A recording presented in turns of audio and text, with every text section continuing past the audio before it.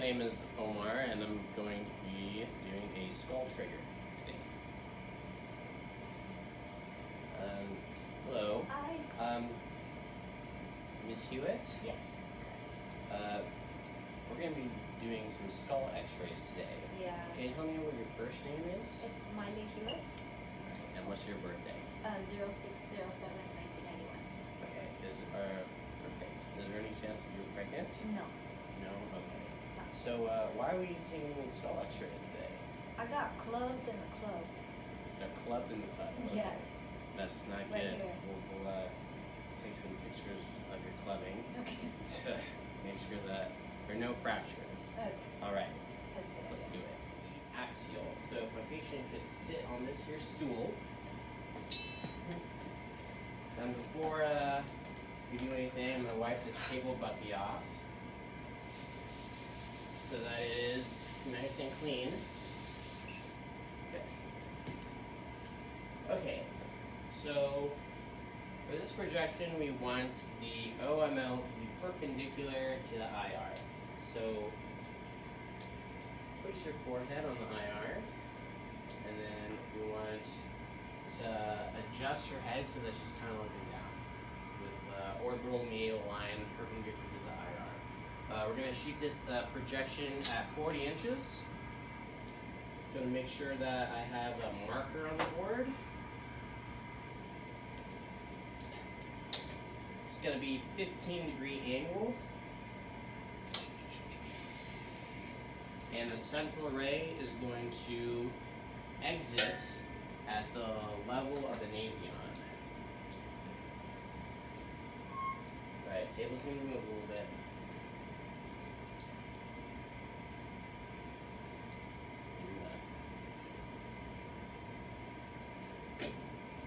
Alright. Make sure that my patient has a lead shield. And we're going to shoot this at 85 kV and 14 minutes.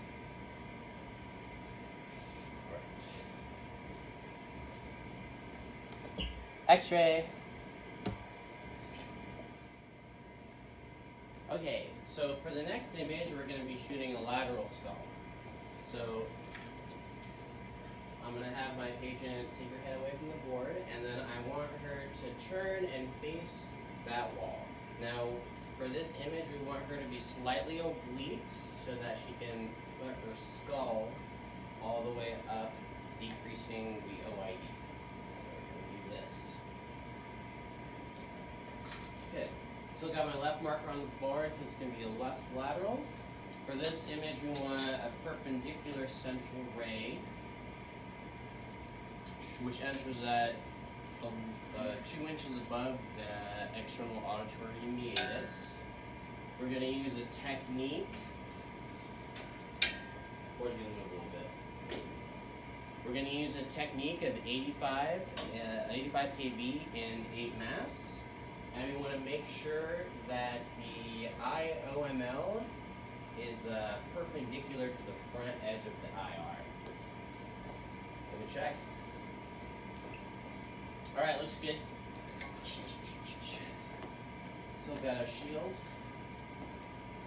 And I'm going to shoot the image. X-ray. Okay, so next we are going to be doing a AP axial projection called the Town method. So for this, I'm going to have my patients turn and face the X-ray tube. I'm going to make sure that my marker's on the right side, or on the correct side. So for this, we want a 30-degree angle, and the central ray is going to enter, close your eyes. Okay. Central ray is going to enter 2.5 inches above the glabella.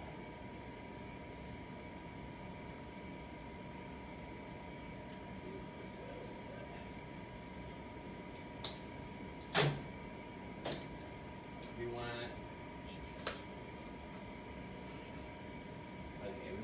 the IOML. Sorry, we want want the OML to be perpendicular to the IR. So look down a little bit. Good. Make sure that we have a lead shield, and we're going to use 85 kV and 20 mass. Right. X-ray. Okay, so next we are going to be doing a submento vertical projection. So for this, we're going to go back to a perpendicular central ray. Alright, and so for this we want the patient's IOML to be parallel with the IR. So, look out. Alright, we need a, we're gonna have to, yeah, let's forward. Good. Alright, too much. Okay, good, like that. Alright, now look out. Alright, now put your head back. Alright, we want the OML to be parallel with the IR. Looks good. The central ray is gonna enter in between the mandibular ray line. What? Right in between the mandibular ray line. Watch out, this board's gonna move a little bit. Alright, good. We're gonna shoot this at 85 kV and 28 mass. X-ray. Here I have my PA axial skull projection using the Caldwell method.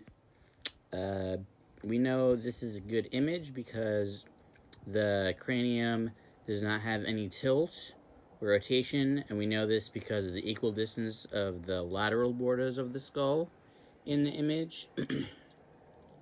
Sorry, and the borders of the orbits on both sides.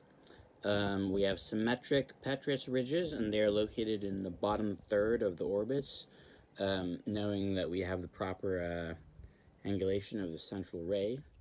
Here I have my lateral skull image.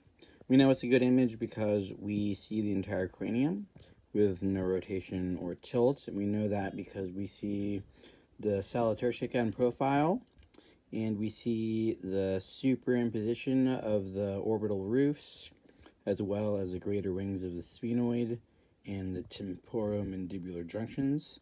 We know the patient is in the proper position because we do not have any superimposition of the mandible on the cervical spine.